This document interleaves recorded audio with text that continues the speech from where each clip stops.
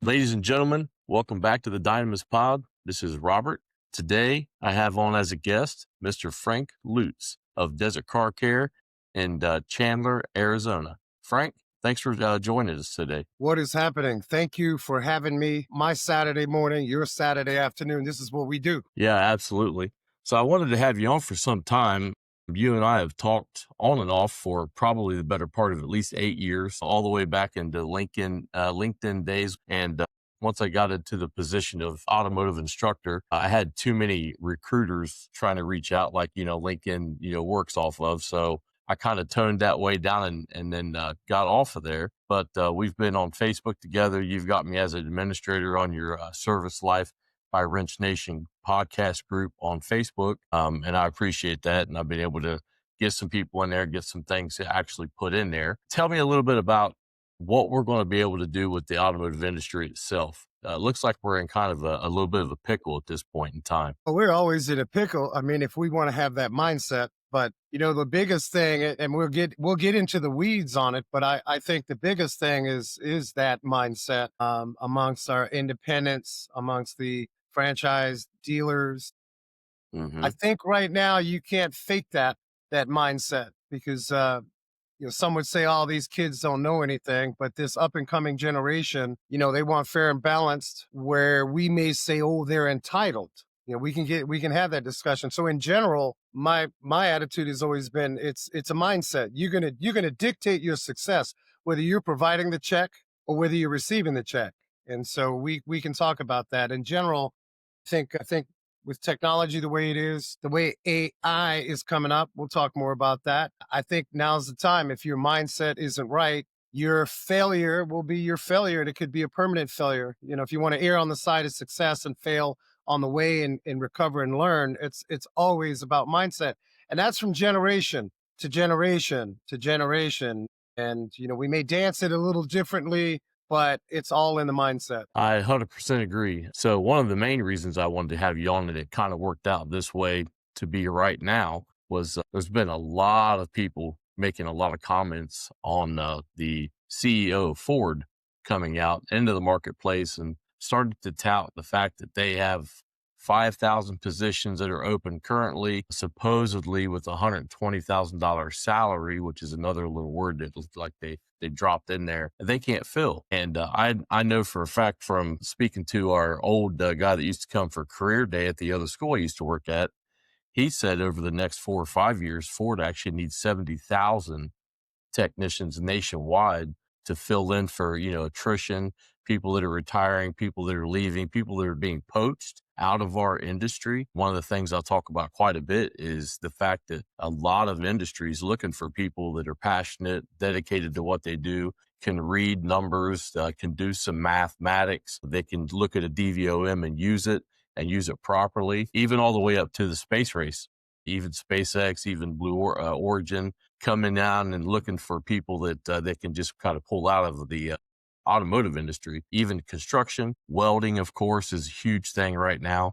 And all those different things, plumbing, of course. What's your feel on what exactly this gentleman has said in the marketplace out there, Mr. I think it's Jim Farley? Yeah, I respect Jim Farley. I may not read into the statement as much because I think traditionally there's always there's a massive disconnect, in my opinion, between what the C-suite's doing, what the franchise dealers are doing in terms of, and I have a lot of good dealership group friends. We work together as an industry, as independents in the dealership. But the fact is, I think there's been years and years and years of, there's just a sort of take it or leave it. Right. We talk about warranty work, and some would argue, well, it's the same job, over and over and over. So that warranty work should be half the labor because you should have a rhythm and how you do that. So if we step back and we ask the why, twofold, why the statement was made and how did we come here? What's the why of how we arrived here? Again, it just may have been how we burnt out technicians, traditional mechanics. When Uncle Louis tells his nephew, no, you don't want to do that because of what he's experienced, this is where we're at. We all know it's not solely on pay, but if we look at a culture of what we've been breeding, not all, but there are quite a few, where if you take the working man or working woman who really just wants to show up, what do we want to show up for? We want a good We want a good day's work. We want to enjoy the people we work with. Like that in a study shows if you're gonna test drive a job Hmm. and enter a career, you have the right to test drive the culture of what's going on, get a feel, get a vibe for that job. So I think Farley, they said that his PR people wish he wouldn't have said that, but I may I think can imagine. maybe they put him up to that. I don't know. And you know what? Quite frankly, it really doesn't matter. Who cares? Who cares? If you're an independent repair shop with three people, or whether you're a multi story unit or you're a Hmm. dealership group, it's your job to go in. We talk about SWOT. Let's get in there and analyze the market. Well, if this is where the marketplace is, you got to shift. And I think this shift comes down to at the end of the day, especially in the independent market, because I think we get this wrong and we suffer so much from it, is we're not charging what we need to be charging. But more importantly, we don't understand the exchange of what it is we want to be in our businesses. Do we want to be transactional, high car count? Do we want to have more of a service experience that's related Sure. to how we concierge level our people that come through? So there's a lot to that. And yeah, that's the fact. Look, trade schools, you know this, there's been a massive uptick in enrollment, but Hmm. I don't think I've seen numbers, and maybe folks will get in the comments and set the story straight. But how many kids are leaving trade schools who last maybe 6 months to a year? Why is that? It's a big question. So, and I'll say it, Ford stock has been flat for years. So that's what I got to say. Sorry, I drive a Ford, but we'll leave that alone. I'll get some hate on that. At one point, yeah, at one point in the past, I did have some Ford stock, so I know exactly what you're saying. And it dead cat, it It it was just a sat there and right. It was a good buy because it was not very expensive, but it never did anything. Exactly right. I One wish of the him things, well, but I would rather right, Jim Farley said, this is what we're doing as an aggressive approach towards retention and not right. carry it out. I mean, are we going to be on the sidelines and just mention what we already know, or are we going to take action?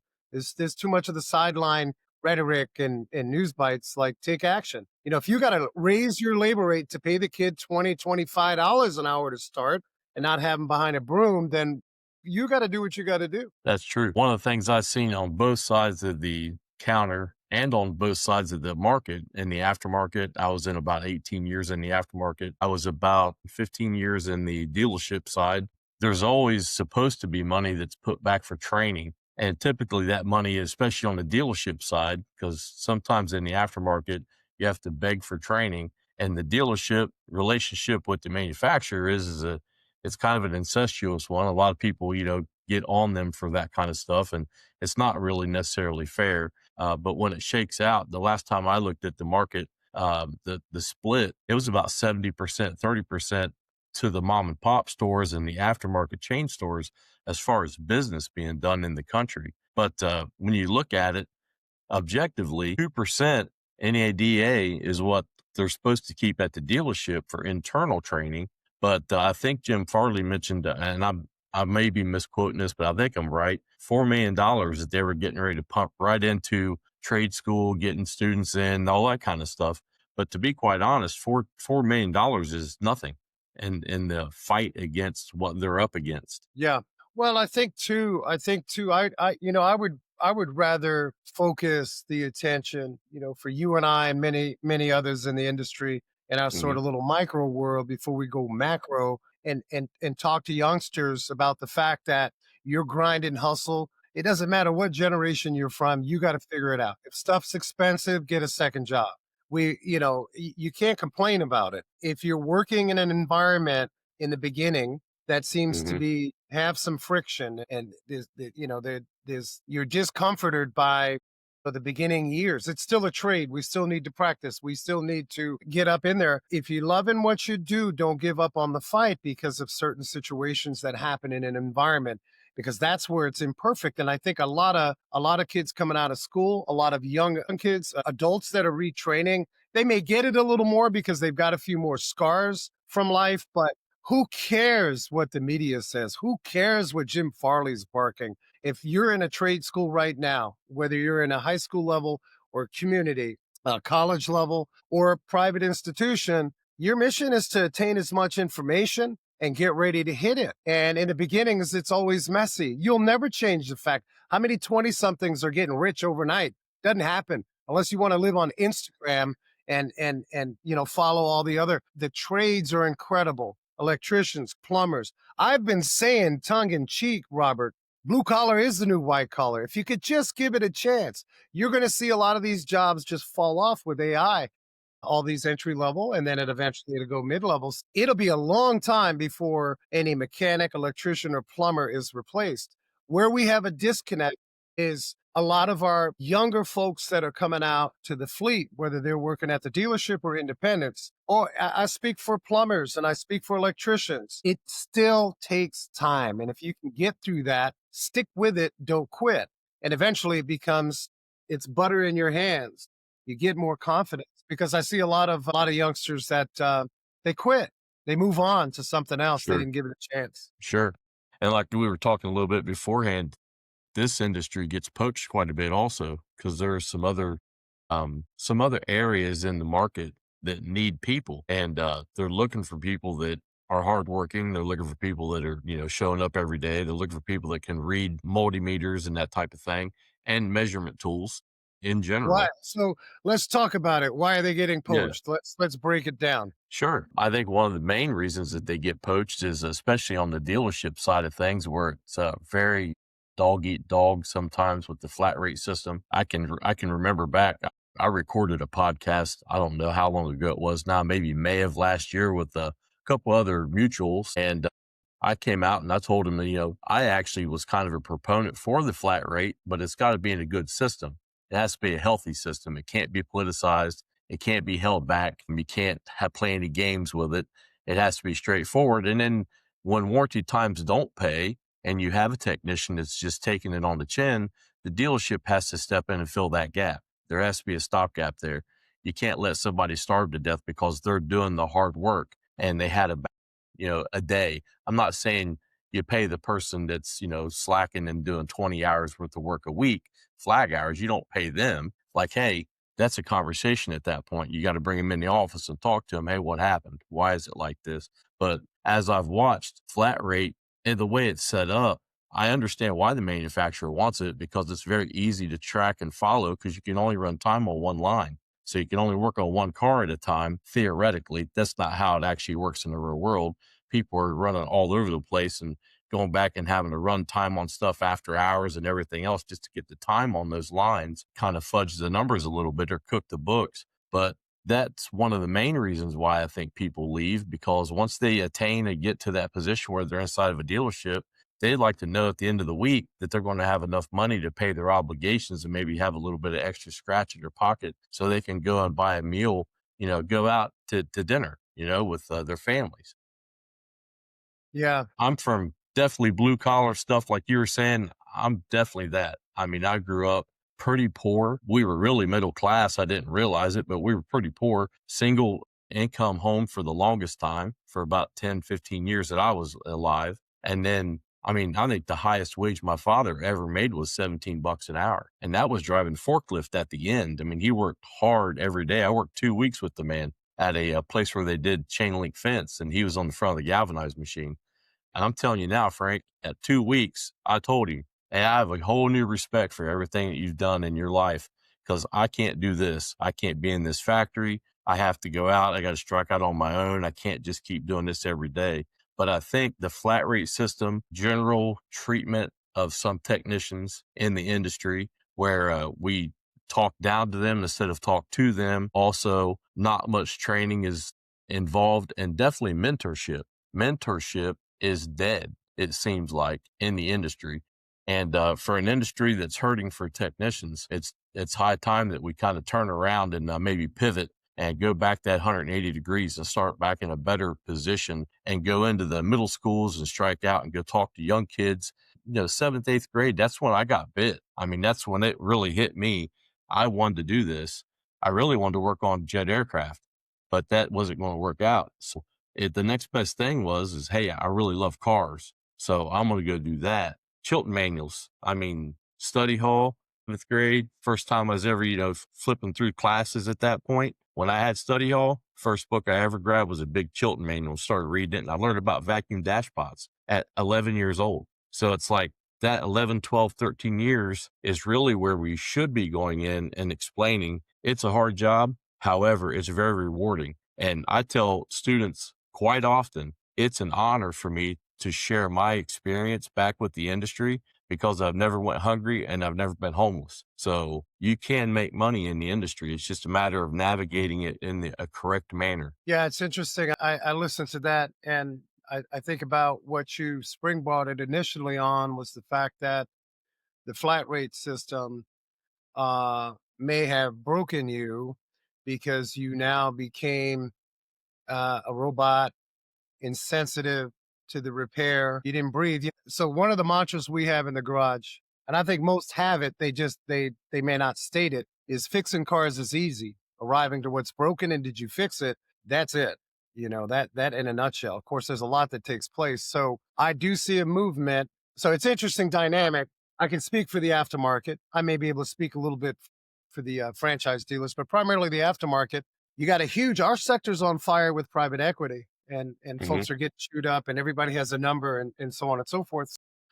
Those can be considered transactional, and that's heavy production, heavy production. And so I do see quite a few independents more so than ever segue away from a flat rate environment. Hmm. If you don't let a technician breathe, what I mean by breathe is actually have the ability to still enjoy working on cars, but still be productive, right? Right. We have to respect the business metrics. We have to respect the fact that there are the shop productivity and technician efficiency numbers, those are real. But in the end, a lot of shop owners are saying, okay, how can we do this differently? Pay Right. really well. It still meets our budget regarding our labor costs. Hmm. And how do we keep folks hungry? Because the argument to that is, well, Frank, you can't do that. You got to run flat rate because, we're busy and we don't need lazy people and they get lazy and they get spoiled. And I don't Sure. believe that's the truth. I'm experiencing it now the last three years at this location. We bought the property, we overhauled it. You've seen some of the stuff we've got Hmm. on socials, and we're able to pay really, really well. It has all to do with the culture and what we dictate per hour so that the metrics, the business are still honored. So I do see a hybrid action more so like, there Yes. will be bonuses to production, but I think the days of flat rate, people are just hardcore chasing money. And so I have gone from the ideology of car count to people count. I've been doing that mindset for 10 years because traditionally, Sure. if you go to that marketing boot camp or, what have you, it's all about the car count. And I think we forget the real fact is why we do what we do, no matter what level we are, it's the people count. And so if you can allow technicians to breathe, still be very productive, you'd be surprised at how many of them just want to enjoy at a good pace what they're doing. And if you can supply them up with every resource that they need, whether it's from scan tools, whether it's from lab scopes, all the information that they need, equipment, so on and so forth. There you go. I don't know. Actually, I do kind of know. I see flat rate evolving hardcore. 5 years from now, I don't think that's going to be a thing. I may get some hate on it. You got some A players that are monsters and maniacs. I've had a few of them producing 130, 140, 150-hour pay periods, Sure. 180, and it'd be the kind of thing where Frank stays late at night. And I said, I get with my store manager, so there's no way they're flagging that and not having comebacks. And there's Right. very few unicorns like that. That's That's not true. what's in our industry, right? So to those that are of up and coming that are entering in the industry and to those shop owners, yeah, if you're just going to hardcore a number and think that's the only way it can be done, we can prove that wrong. We're at best places to work by Phoenix Business Journal. Right. Like, does that just come from paying people really well? No. It doesn't have to be that way. And I'm not just speaking for myself. There are a lot of other great independents and, franchise dealerships that are killing it because they got a culture. These folks want to work in that environment and they're not constantly having this carrot because that creates agita, Exactly. creates anxiety. And then you just hate what you do. You hate the guy that you used to like working with or the gal you used to like working with. You don't like him anymore because it's now Right. become this hunger game. Those that are, I believe, successful. And when I say successful, it's not just on financially they're Sure. doing well is all to do with the tenure and very little turnover. I don't complain about the lack of skilled workers. Right. That's not even my mindset. A lot of folks refuse to accept that.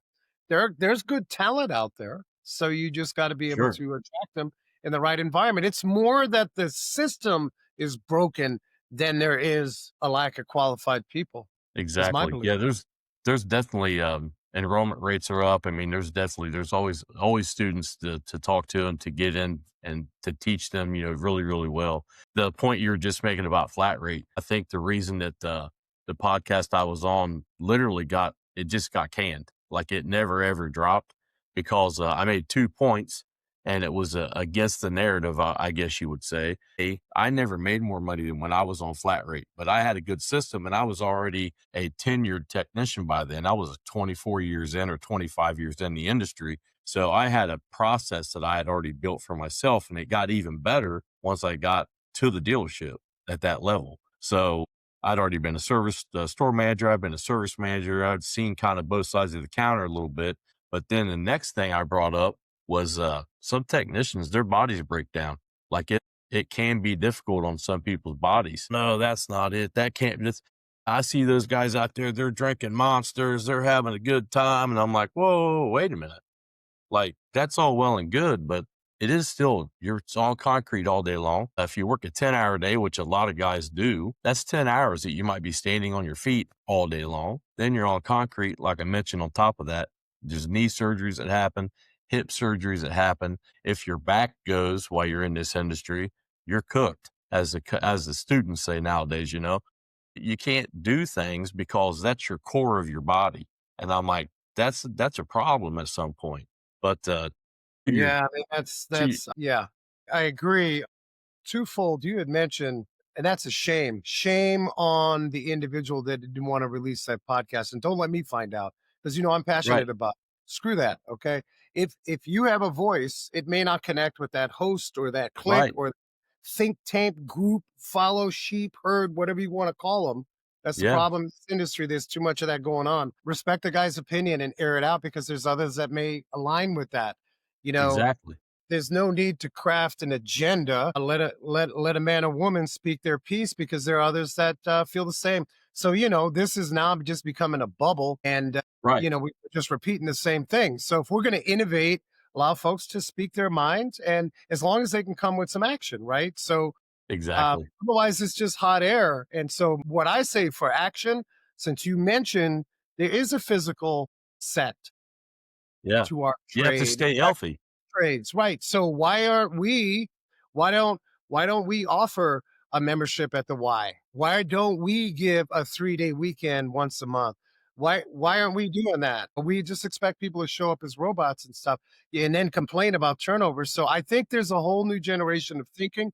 There's a lot of great operators out there who are not only embedded in the education side to help not hire but mentor. That's the gig, right? Going from now hiring to now mentoring. We've been saying that for years, but thinking differently about how we can take care of our own.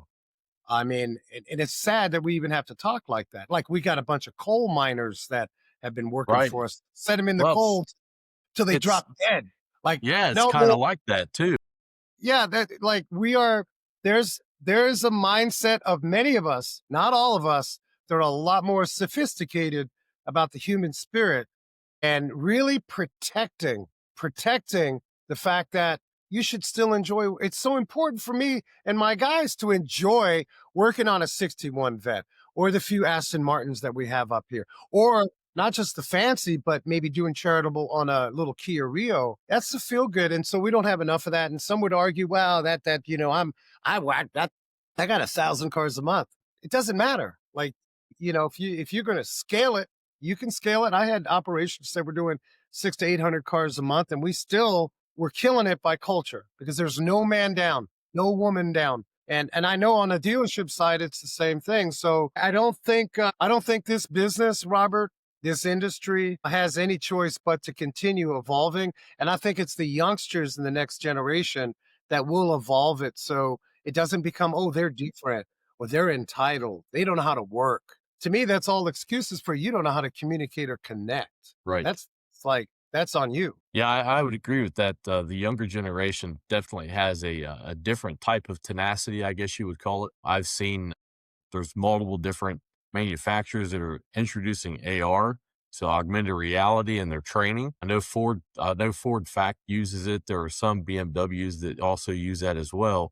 But to go out and to do that and be able to do that and learn from it, that's not necessarily an older person's game. That's something for the younger generation to be able to get out there, and that should get them to market faster even. So I think that's a really good point that you bring up, that they're the ones that are going to innovate this new thing that's coming out. And like you mentioned earlier with like AI and everything, there's times that I have set up and asked the Grok. I usually use the one from Twitter. I usually use the one that Elon Musk has put together on X, and you can make it do a rubric on how you're going to grade an item, in class. I don't have to do it now, but I've used it in the past. Everything I have now is set. It's 100% straight BMW. It's all set. You just teach directly to that and subject matter, but not to the test, because it's all about the hands on. And that's the awesome part, because there is no backfilling curriculum or any of that kind of stuff. You don't have to do any of that. It's straightforward. It's right to the point. It's very low student count, like we talked about, off air. It's pointed, very pointed and very focused teaching with one-on-one time from the instructor who's got a lot of time, invested in their careers and have gotten to the place where they're able to actually share that back with the students. So I really would love to see other places, chain stores, mom and pops, your places out there like your Goodyear stores that I used to be at, or like your Midases and all these places, Meineke's, sending their representatives into schools. There has to be we'll call it an assault, but like a soft assault, right? Like we have to get into the schools and actually speak to students and give them the real life. I'm listening to a book now called Endurance, the F. Shackleton story. So I used to teach this in class, and I've mentioned it still in class now to this day because it's taught in Harvard Business School. It's taught by the Marine Corps. It's taught in a couple different branches of service, and it's all about tenacity. It's all about perseverance. It's all about survival, and that's something I think we don't show. I think we get people that are romanticized into wanting to work on cars, but they don't see the nuts and bolts of it, like you were saying earlier. At the end of the day, it's a job. And some days it's not going to be really great. Some days it's going to be, man, this was a really tough one to get through. But that's not every day. And it's extremely rewarding when you've seen this. I'm guarantee you've done it yourself. The car's been to 3 shops and no one can figure out what's going on with it. And you're the last line of defense. You're the last person to get it. And it makes me happy when I'm able to figure out, hey, there's what's wrong with this vehicle. And then you make it run right and you service the customer and give it back to them, and they're blown away. Holy cow! I can't believe that someone actually was able to fix this thing. I've seen vehicles that had $2,000 or $3,000 worth of parts hung on them before they ever made it to somebody that had some skill that could figure it out. And those are the people that's going to persevere in the industry. Those are the people we should be trying to find. It's not a matter of just throwing an open, casting a wide net. We need focused. Hey, you would probably do really good in this industry. Let's get you in. Let's apprentice you. Not everyone's going to be able to make it to a trade school. That's just the reality of it. We should be trying our best to push people into that industry. Those who are going to do well in it, we should try our best to push them into it and get them trained. Yeah, I think so, but I do see regionally, you mentioned some of the chain stores. I do see activity with the support of trade schools over the years. I think that's increased. Hmm. But when you go back to that car that's bounced around, there's 2 things happening. 1, that shop's bottlenecking and they're chasing money. Yep. Or 2, there's no processes. So, which then equals the talented tech gets spit out and then gets recruited. So Exactly. I don't come from a camp, cannot change. I think instructors and I think the education that's happening now is Hmm. evolving, but I think the industry is not. I Sure. think that the processes, look, there's 2 camps. 1, stick it up, make it work, chase the money. 2, very refined, very, very refined. We go back into a flat rate system, very refined, but forgetting about people. So in order to keep talent, there has to be a balance. And I do see that happening. I see that hardcore in the aftermarket, whether it's multi stores or the traditional 20, 30-year operator. in his community or her community, Hmm. for years it's been sort of this mindset that I pay you. I expect you to just fix cars. And in Right. theory, okay, you can in a nutshell say that, but there's so much in between. Where's the voice Yes. of the individual in the growth of the business? That's the other thing that we don't do enough of. So talent isn't just talent that can fix cars that have been to other broken system Right. shops or they're chasing money shops, right? It's a lot to do with how we're burning that talent out in that relationship. So I'm not buying like I know it'd be curious to see, Robert. I haven't been able to find this. I just hear about it. How many kids like we got this uptick in skilled trades, and we'll continue to do Hmm. that.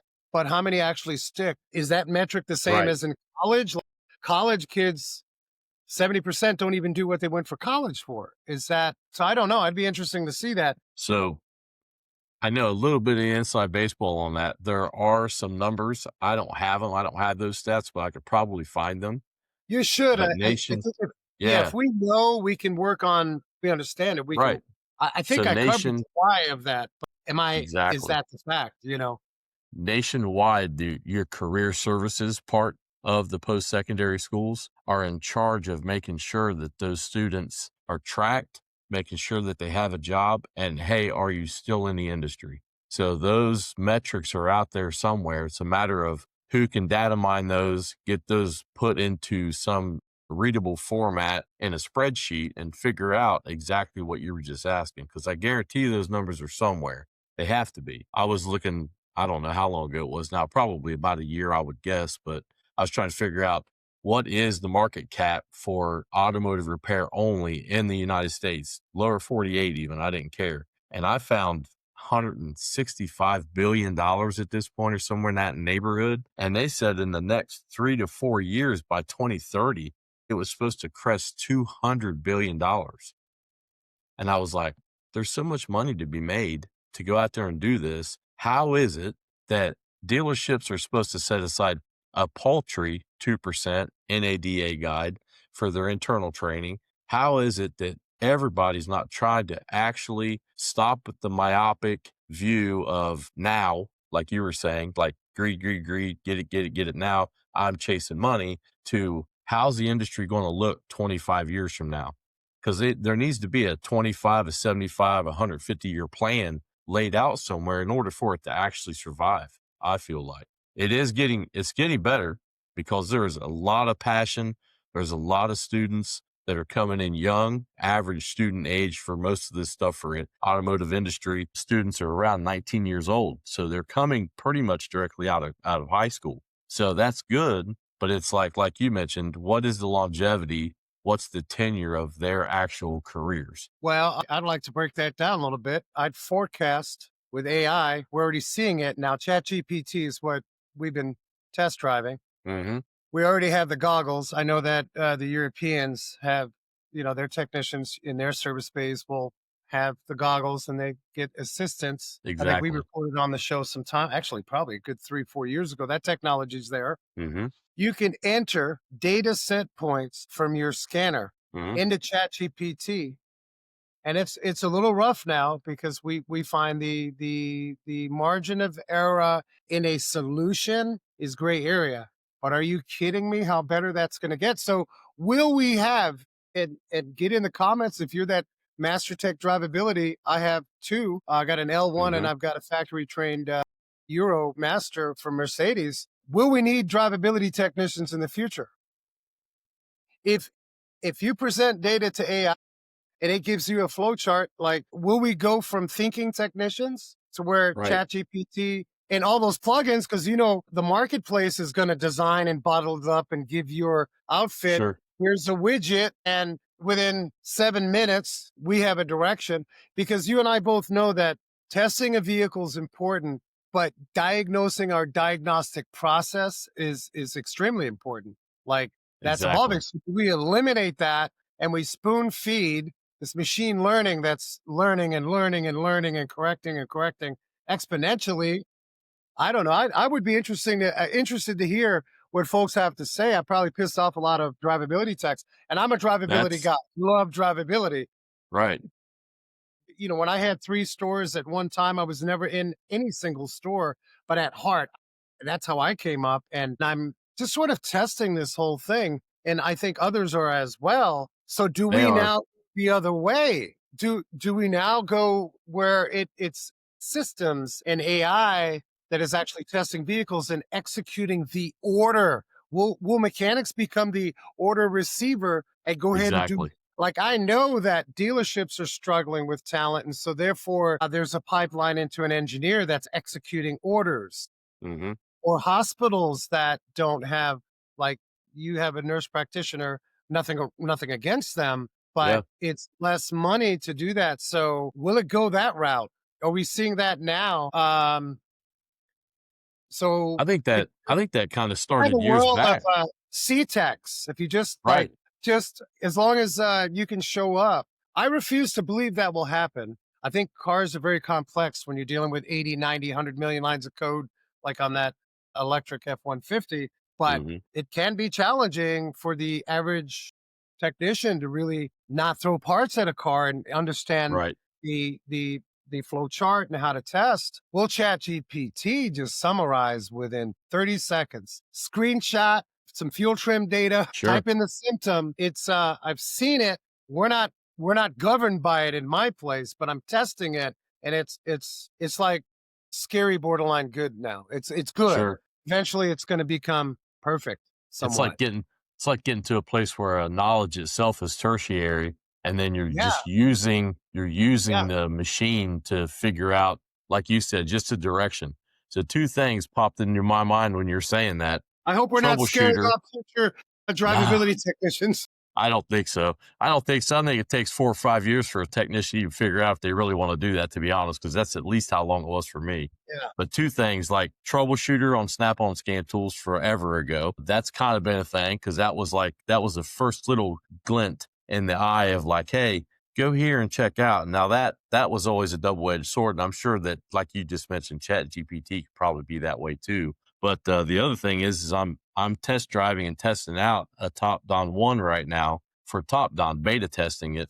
It's supposed to come out in January, and, it has an AI bot in it, so it hooks to the internet, of course, and it just crawls like, any AI would, just like a search engine used to, and it goes and it looks for some information to dump on you, just like you just said, to give you at least a couple points maybe, and maybe a direction that you can go. Like when I taught drivability, it was the check engine light is only a road sign on the way to the diagnosis. It's not anything other than that. It's only a waypointer.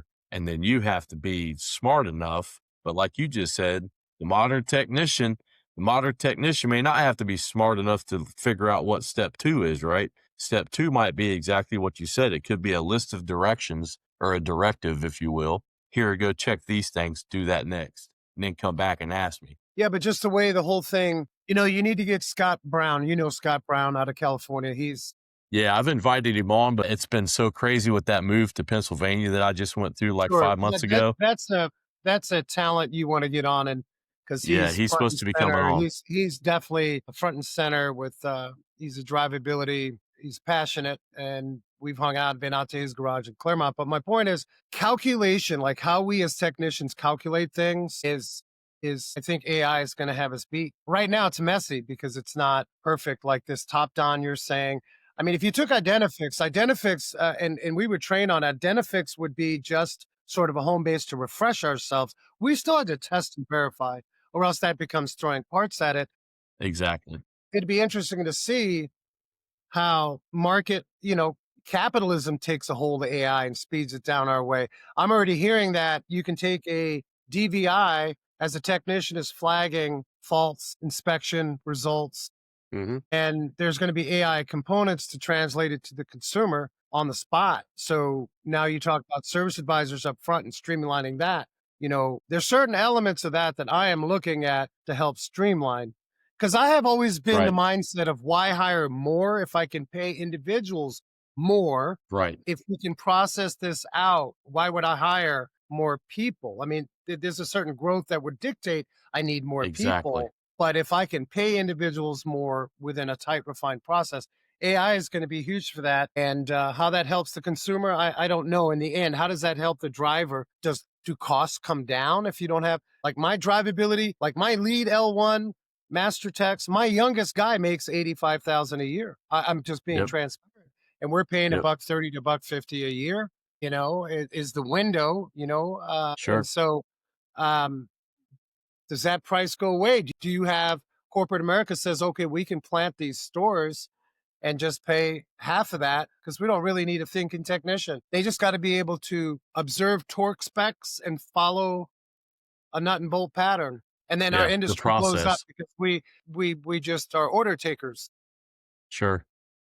I hope. Well, it's funny. It's funny you say process because you've Excuse my mentioned cough. it a couple times, and honestly, that's most of what we try to teach now in the industry is everything is in a rep somewhere. It's in some type of a directive. Go find the directive, go find the service procedure, find it and follow it to a T as much as you possibly can. And that is following the process. And to be quite honest, that's what diagnostics has always been. Build a good process, start at the beginning of all of it, use Lean Six Sigma, like weed out the stuff that you don't But need.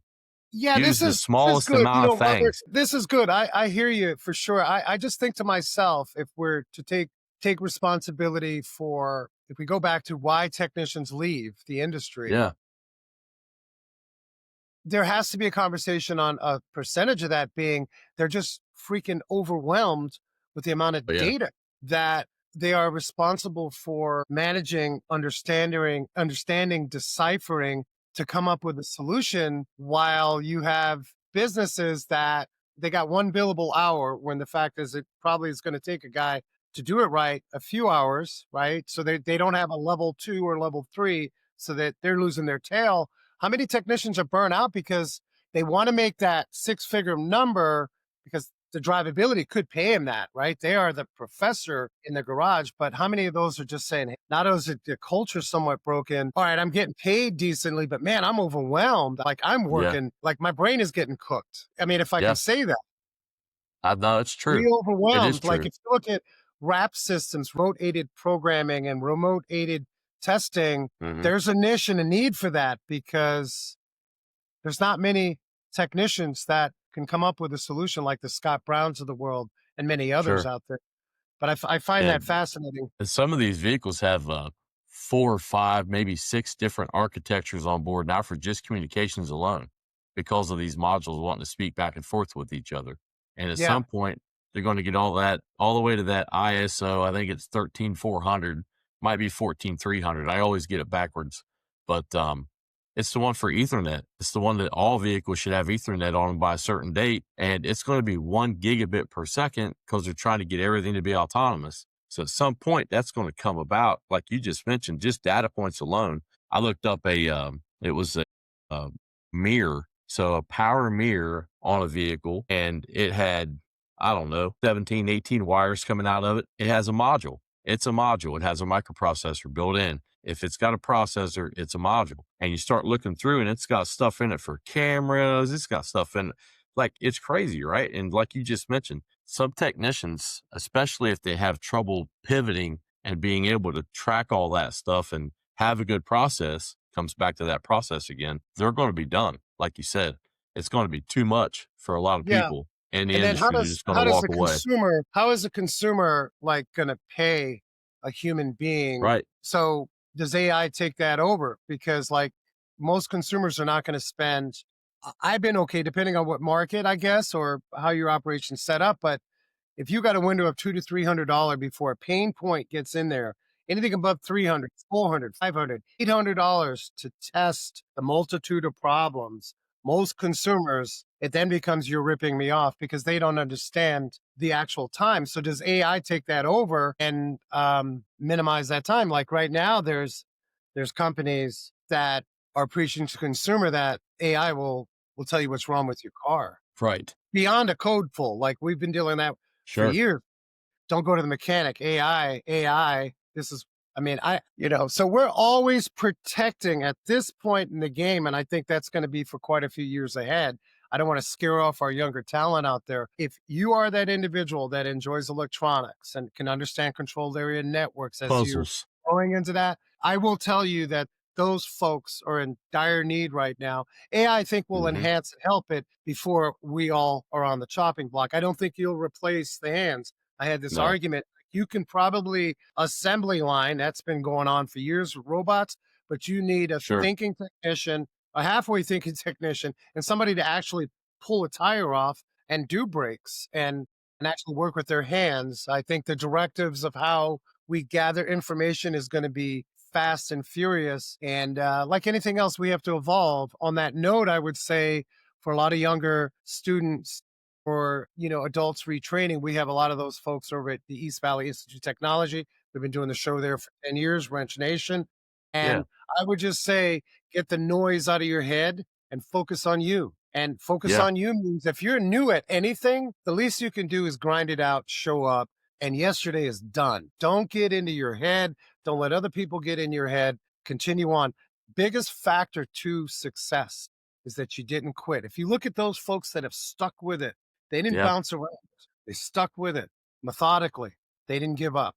And, it's tenure. Look, in your 20s, you're going to grind. That's it. And as far as owning a home, there's all this now. The media has made it seem like owning a home, if you can't own a home, you're a loser. And I call bullshit on that. I mean, make whatever you have beautiful. And if you're young, when we were young, we barely, I didn't, we had roommates. Like, make the roommate thing happen. Take the right. number that you have, and if you want more, double up on the hours. How much sleep do you need as a youngster? And a lot of youngsters think, well, that's the older generation. We got Instagram and Snapchat. We can work. We can do this thing real fast because there's a Yeah, program. And the fact is, this is still a skilled trade. It's gonna be yeah, bumpy and grindy. Plumbers, electricians. But if you give it the opportunity, what is the book? 10,000 hours, right? You need yeah, 10,000 hours where you can really do anything well. And if you stick with it, it's a great career. Because I will tell you what, there's going to be a lot of white collar that are going to fall off like flowers. If ChatGPT is going to kill it yeah. off, we're already hearing about it and studying on it. It's fact. Like, a lot of these jobs are going away. Blue collar is the new white collar. Thank you. That's exactly right. Yeah, I mean, it's 4.8 years. Like, we figured it up the other day. We were talking in class, and I mentioned that whole rule of 10,000 hours. And they're like, Yeah. "Well, how long is that?" I said, "That's like a Yeah. little under 5 years." "No That's way. right. Is it really? That's only 5 years?" I said, "Yeah." I said, "Go figure it out, 40 hours a week. Go figure it up, 52 weeks a year times whatever. That's 4.8 years." I said, "It's almost 5, right?" I was like, "It's Yeah. 10,000 hours." But you're That's right. about right. Yeah. There is going to be kind of a reckoning coming to those who've kind of bought into the I have to have an associate's degree in something, I have to have a bachelor's degree in something. They're getting ready to possibly, like you just said, kind of just get walked right off a cliff because if AI does actually blow up the way it seems, like I mess with it every now and again. I play around. I like to see what it's capable of. You never know if you have to make sure that your soon to be robot overlords are nice and happy with you also, right? You want them to be benevolent. So I'm like, I'll go check it out, see what I can make it do. So I went in the other day, I seen a quote on Facebook. I'm part of these Stoic, groups, and I see these quotes sometimes. And it was a obvious rewording of a Marcus Aurelius quote that was nothing like anything I'd ever read before. And I'm like, that's got to be wrong. So I just grabbed that, took a screenshot, grabbed the picture, crop it all up nice, go over to Grok, throw it into it, and ask it, is this an actual Marcus Aurelius quote? Well, there's only one book that has ever been found that he wrote that was attributed to him, which is Meditations. So I've read it once. I've listened to it twice. I listened to it twice over the summer. And I'm like, I never heard that in there. And sure enough, within 7 seconds, Frank, it spit out all the citations. Here's where the book was. Here's what was said in it. This is a made up modern day, modern age thing that people throw out there that it's faux stoicism. They just throw it out there because it sounds good. And I'm like, well, is it that pretty much like everything you deal with anymore at that point, right? It's like it's Yeah. all veneer, it's all facade. It's like you have to dig deeper underneath the things. And really the AIs, there's definitely some utility in it. I wouldn't say that they're, not worth anything, and they are getting smarter. I can definitely attest to that. I think when you had me on your show that one time, we were talking about some of the stuff that was going on with AI, and I just threw in there like, "Hey, write me a love story about how Elon Musk, and I think at the time it was Katy Perry or somebody, like, write me a love story about, in the fifth grade level, but make it Shakespearean. And I'd be damned if it didn't come back and give me, like, I don't know, 3 pages worth of prose that was like, that's exactly what I asked it to do. It was amazing. And it's only gotten smarter since then. That's been like 4 years ago, I think. Yeah. Well, I think about my daughter who's 16. I have an oldest who's in Hmm. her mid to late 20s. I mean, it could all backfire too because I see a lot of the younger generation just is sick and tired of what's happening on social, But yeah, and they may twist it up and change up, how we are to each other.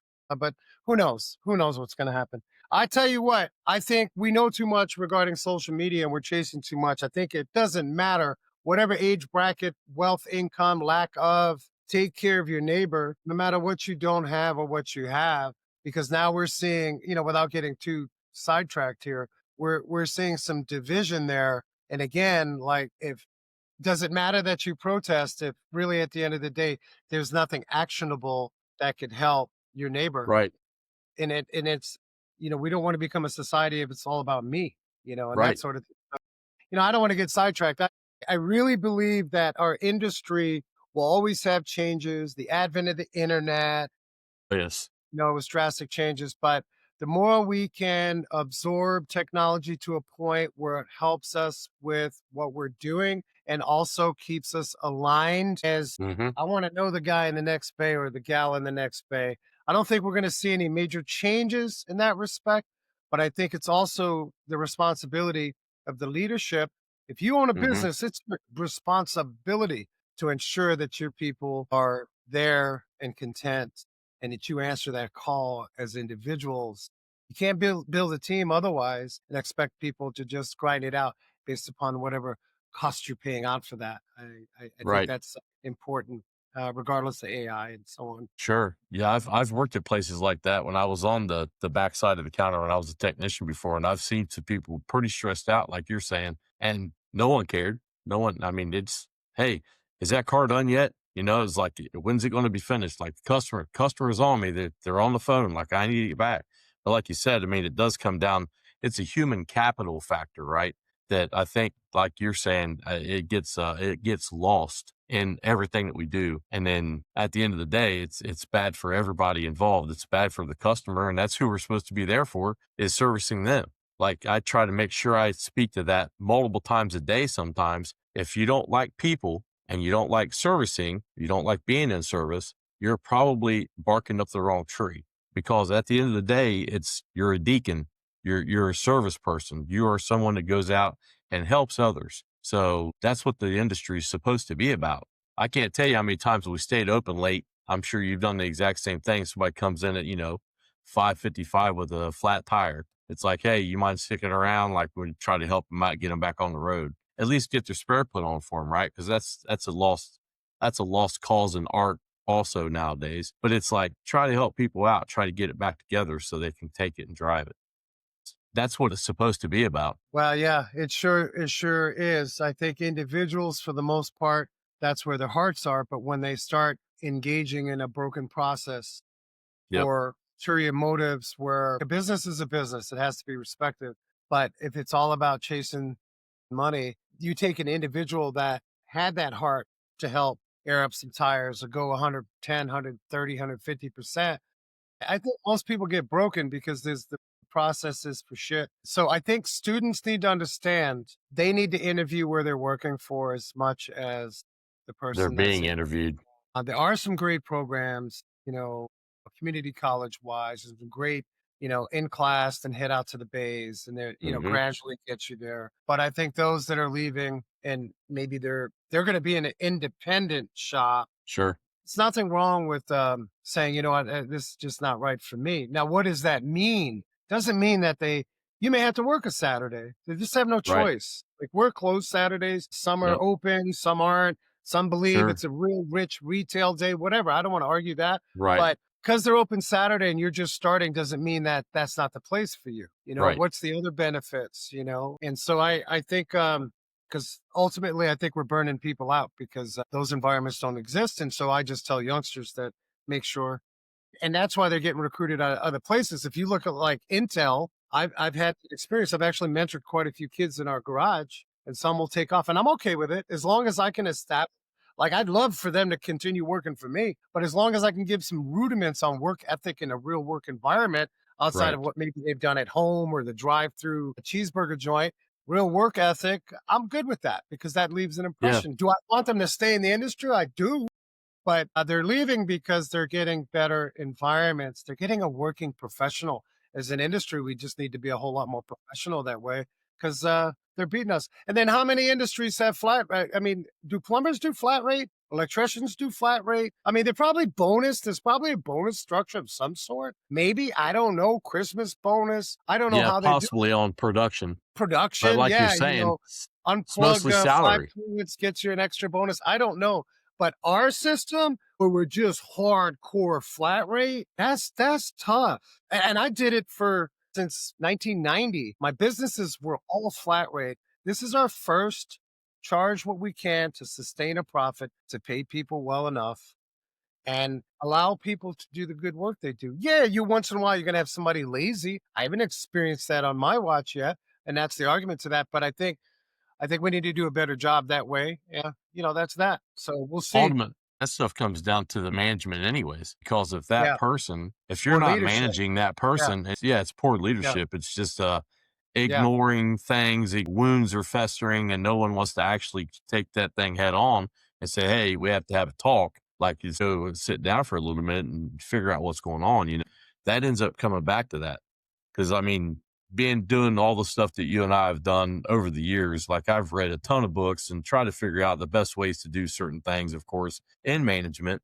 And like Peter F. Drucker always popped up, and I always read a ton of his work. And I mean, I've seen these processes. Like one of the places I worked at one time was like they literally wanted you to do a sit down interview every 6 months. And when I first got there, it was every 3 months. And they wanted you to write down in paragraph form. Basically, you're at the end of it, you're basically doing an essay. But they were pumping you for your intellectual property. Like they wanted you to be laborious, and also they wanted your ideas. Like someone somewhere don't have to come up with an idea because we're pumping the whole place for ideas. And then at the end of it, when you're done, you've got an essay written. So it's like you have to interview for your job every 3 months, and then it was every six. And like I literally like went down through it one time and I'm like, you know what? This is crazy. And the very first thing, what is your goals? I put down my goals. And then after that, I put down first things first and second things never, Peter F. Drucker, because that was one of his most famous quotes. And that's Lean Six Sigma, if you ask me. That's direct to the point, figure out what the problems are, and everything else before that problem gets fixed, it's secondary. You do not mess with it until you fix that problem. And I think the industry is off the rails, like you and I were talking, offline. They have literally lost the plot about what the industry should actually look like. Like on the other side, you're in the aftermarket dealership side. They know that most of those vehicles leave after the warranty period. It's done.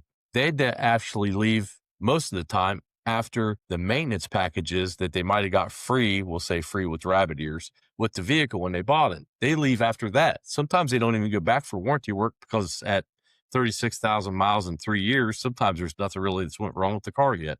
So they get their 3 maintenance packages and they leave. And I've always thought, why wouldn't the manufacturer spring for another 3 or 4 or 5 packages for that vehicle, even at a base level for the oil services, to get them back into the dealership? It cannot cost that much money. Most of that stuff's half price because you're running it through his warranty anyways. So why wouldn't they help the dealer out? Because they have took it on the chin. Like I mentioned earlier, 70-30 split.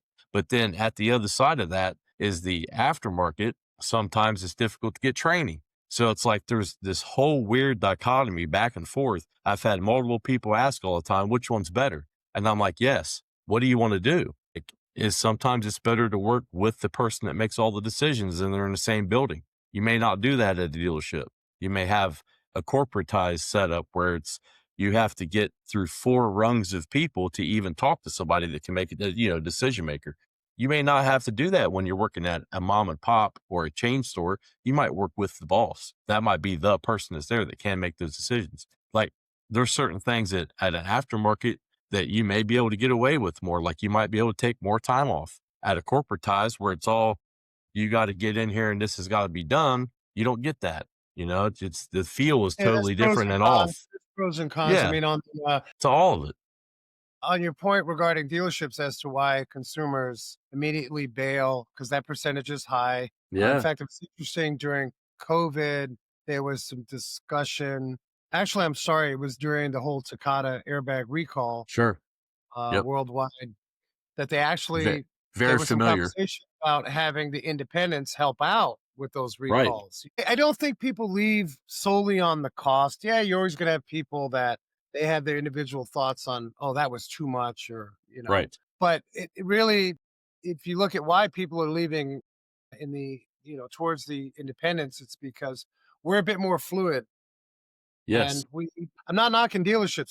I had a wonderful experience, both buying a car, I had to hit some factory warranty. It just depends on the franchise dealer, but some people want to do business that's a bit more nimble, more concierge, and quick. And that's that. And then some people are like, nope, these independents don't. The perception is they don't know enough. I got to take it to that Right. shiny on the hill dealer. Who cares? Whatever it is, it is. But for a working individual, you mentioned like the dynamics that suits maybe their personality a little bit. I mean, you're always going to have an immediate supervisor slash short foreman. But yeah, you could have in a big dealership, it's a bit more siloed and corporate. But I think at the end of the day, you just got to roll with it. It's never going to be perfect, No. but you just want to enjoy the people you work with. There are environments like that, and you get paid pretty well to do that. There's excitement there about finally those behind the paychecks. I'm one of them. Are paid, and we want to provide environments. We don't like turnover. Turnover costs us huge amounts of dollars, Yeah. to train folks and such. So, but we'll see. We'll see what happens. I think AI is gonna make it interesting. You need an Yes. AI expert on your platform. I don't know who that would be. Yeah, exactly. I mean, outside of the And A-listers. exactly. Yeah, it's going to be tough to get your Elon Musks and your Sam Altmans onto the Dynamis podcast. It's true, but um, Yeah. there's definitely Well, some people out there, I'm sure, that yeah. really deal with it every single day, like you're saying, that are in the neighborhood of being able to come on and give an hour of their time to talk to you know the people that's out there that's going to be listening to this. So Yeah. I would just say that if anybody's out there want to reach out, whether they own a shop or I've done work with the dealership groups as well, yeah, they can reach out to me. I don't have the holy grail, but I'm very passionate about the industry and I've had some proven success since 1990. I would love to help them to speak directly to students that may be watching this. Don't fall into the noise. right, You're sitting in that seat learning. You're sitting in that seat to attain some education for a skill, and you will have some bump and grinds. And you may have a 40-hour week gig and money's tight in the beginning. Go get a second job. I worked as an EKG tech for 36 hours before I opened my first place in 95 when I worked at the dealership for 50 hours. yeah, Whatever happened? Why are we afraid to work 100 hours a week? Give me the hate in the comments. If you're young, I tell my kids, what are you doing? It's all good. Trade it out. yep, And eventually part of wealth building, whatever you decide that looks like for yourself, is you gotta put in the work. And that will never change whether AI comes in and sure they're smarter, not harder, but put in the work. Don't get into dynamic. Don't get emotional. Put in the work every day, a new day. yeah. To your point, I beg for overtime. I get it honest. Every time there was overtime with my dad and growing up around my dad, he was there. Like there was always bill to pay. There was always something that needed to be done. So go, go, go, go, go. Same thing. To your point, you were just talking about some of the successes that you've had over the years. I wanted to bring this up, make sure we got this into the podcast because, quite frankly, you are an extraordinary person in this industry. You've done a lot in your life, and you said you had owned 5 different shops at some point throughout your life and has sold all of those. When did Yeah, you we open up started. Desert? Yeah, so I started in 95. I Okay. was actually let go. I won't mention the dealership group, but AutoNation came in and bought out a dealership group. And in a nutshell, I was let go. And I actually was going to get back into my music and be a broke trombone player in New York City or Cuba because my life was music prior. And my wife and I decided we start our own place. My wife had a clothing store at the time doing really Mhm. well. And so we started in 95. I had 5 startups that were sold successfully. Hmm. And now we're in the commercial real estate space. We built a brand. But, you know, look, to me, it's not important. I think we all have our journeys. We are all rock stars in what we do. If you allow yourself to accept those failures, it's not the end of the world. And just really, it doesn't matter your success or failures. It's really the courage. I see too many people, whether they're young adults or straight up adults that have been doing stuff for 20, 30 years. They just lose Hmm. their ability to have courage. And some of that's coming from the twisted things that we're just so attached and attracted to via social media. And Right. doom scrolling ain't going to help you. Go to the gym, Nope. take a walk, go hug somebody, go help somebody. And I know a lot of Yeah. people say, oh, this guy, you know, this is all cliche, blah, blah, blah. But there ain't nobody that's successful that wouldn't No. absorb what I'm saying from their past, you know. So Exactly. I appreciate the accolades. You know, Wrench Nation, our platform is really a Yeah. lifestyle that we're trying to promote, whether white collar or blue collar. I've had so many different guests. We're just sharing the story, and we're hoping, and I think we have actually, and we'll continue to help just inspire. Like, you know, it's okay to be broken or broke. It doesn't mean you're always going to be Sure. broken and broke. Just accept it, and it's part of the journey of life. I do a lot of mentorship in different sectors, and that's really at the end of the day what it's about. Some of us do come, Sure. like you come from that background. Many listening to this right now come from really tumultuous backgrounds. Like you shouldn't have been where you're at today. Right. Doesn't make you a summary. When we talked about doing this podcast, we said, well, how are these kids coming up? Can we go like knee deep in what it's about? All right. So it's broken homes, it's fatherless, it's all these things. But you Sure listening can and be. may come up in a fractured environment, allow a teacher to mentor you, allow yourself to learn new things, you know, and that doesn't have to be just skill trade. You may want to become a nurse. You may want to become a doctor, an engineer, whatever have you, and come from a Exactly. really wicked, broken background that doesn't summarize who you are. No. It's how you finish. Yeah, and continue because that line keeps moving. The finish line. Listen, you run the 5K, then you want to run the 10K, then you want to run the 15K. Right. You're always going to challenge yourself. So how you finish, little style grace, and sometimes you fall before you finish. It's okay. Exactly. So the one of the other things I want to ask definitely is your favorite guest or your most impactful guest that you've ever had on one of your shows. Who do you think it might have Yeah. been? Man, there's so many. You can find it on Yeah. wrenchnation.tv is our little platform. There's quite a few, but I will put as number one, I was honored to have a World War II diesel mechanic veteran share his Nice. story. This was about 3, 4 years ago. Hmm. I don't want to spoil it, but World War II mechanic come on the show. And that was a highlight because the way he recounted the story and what he did, I don't want to spoil it, but what he did in the middle of the Pacific, being attacked by the Japanese to save the ship as a mechanic and get hundreds of people out of immediate danger was fascinating. I've had a lot of C-suite folks on. Princess Vidita Singh from Barwani, India, who came from regality. She's a Sure. princess. She decided to go pursue her art and automotive art.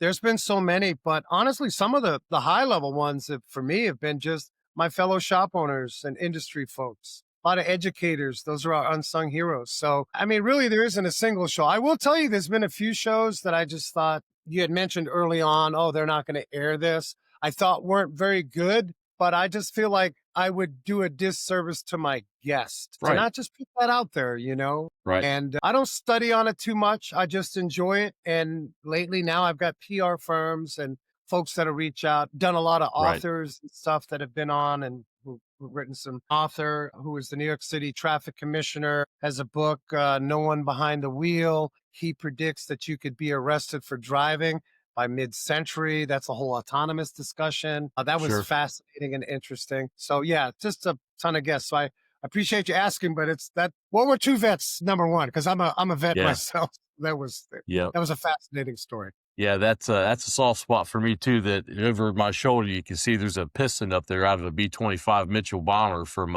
World War II. Oh, That style. So that's a 10 thousandths over maintenance takeout that came out of a Wright Cyclone. So that, yeah, now you're talking my language. I love that kind of stuff. So that's yeah, that's awesome. amazing. Well, you're doing great things, brother. You're in the trenches with these students. Let me ask you a question. What could Sure. we do better? What are you hearing from students that when they go on these job interviews, what are they coming back with that may suggest they were not prepared for, that we could maybe So help them? one of the things that I like to do myself is mock interviews. So the actual role playing of it, and I've mentioned to them before, hey, it's going to feel weird at first. You're going to giggle. It's going to be funny, but at some point it'll get settled, and then you will get into the motion of answering some of the questions that I will ask you, that people in career services are going to ask you, those types of things. Because even when I moved from technician over to service advisor, okay, the stuff that I grew the most on was all the role play. Have somebody come in. We did training. We went out to the car. We did a walk around. Hey, what about this thing? What about that thing? And you do it right after they just did it. It's like the Feynman technique. You have to teach it to learn it, then you learn it better. So we would go back and forth amongst ourselves and do the role playing of, hey, you're Mr. and Mrs. Customer today. I'm going to ask you the questions back and forth. And we would do that on and off all throughout the week as we had maybe somebody come visit the dealership and do a week long service writer training, right? So I think that that's probably one of the things that you could do for students, on my side that I can do for students to get them into a place, get them talking. Because honestly, this is a thing that this comes down to psychology, but a lot of times people that love cars don't necessarily love people very much, right? They like things, but they don't like people. So I try to make sure that I'm explaining to them, I've never had a car pay me. I've never had a car pay me. It's always a person, and you have to talk to a person to get hired to work on cars. So you have to break yourself out of maybe any social awkwardness or any of those things that might crop up in your life, especially early on. Sometimes people leave home and they might have only ever spoke to 8 or 10 people in their entire life at that point at 18 or 19 years old. So that movement out of that lifestyle and into the next chapter of their life, their formative time, is unbelievably important to them, and probably more so than they even believe themselves or know. I know it was for me. And there's things that happened in my life that, made sure that I had a child very young. Like my daughter came along and I was just turned 18. So like I had to grow up pretty much right now. And I was still not very good at it, believe me, growing up. But like by 20 or 21, I was doing a lot of adult stuff. Let's put it that way. So it's like those types of things, those conversations, sharing those experiences with them, being like, hey, I made it through all that. I did good. I made something out of myself, like you guys are able to do with that and way much more. I think as business owners, to be honest, the tours of the actual place where they'll be working at, I think is like, right, it's key. So as soon as they get into the dealer, like to set a tour up, if they get into an aftermarket shop, set a tour up with them, ease them into it. Like orientation shouldn't be, here's your toolbox, here's your bay, here's a stack of ROs that need to be done. Because I've seen that, I've lived that, I've been on both sides of that. So it's like, it's never the way that you would want somebody to start their career, especially, right? That might be the first time I've ever been to a place like that and got hired. Then they show up, and after they're done filling all the paperwork out, all right, well, let's go back here. We're going to shove you in this hole. And we'll never see you again. We'll just keep feeding you these things to do. Like you mentioned earlier, it's a human capital thing. You don't want to do that to other people. Like, it's just not the way that it should be. We have to get back to actually taking care of and caring for the people that's involved. Yeah, well said. I think as a business, their responsibility as well is behind if they have a technician that's going to mentor, that they've had some training, because a lot of Yeah. great technicians aren't great mentors. So aligning that, yeah, that's awesome. Very good. Very good. Well, I really appreciate you coming on today, Frank. I think it's going to be very beneficial to a lot of the listeners. I definitely would like, if anybody out there is running a business right now, definitely reach out to Frank. Service Life at Wrench Nation is the podcast group that's on Facebook. You can go there and search out Wrench Nation and find that. Get in there. It's free. Costs you nothing. Get in there. There's a lot of people that have conversations in there. There's a lot of really good people that post in there and put their information in there as well that can help out. So, any Well, I final appreciate it. parting Great. words, Frank? Yeah. Thanks for all you do, brother, and all your Appreciate it. education down there. Maybe someday I can make my way down and get a tour of the campus. But parting words is just trust that journey and keep grinding. That's what it's about. And I appreciate you having me on. Absolutely. Absolutely. Thanks again, Frank. Thank you.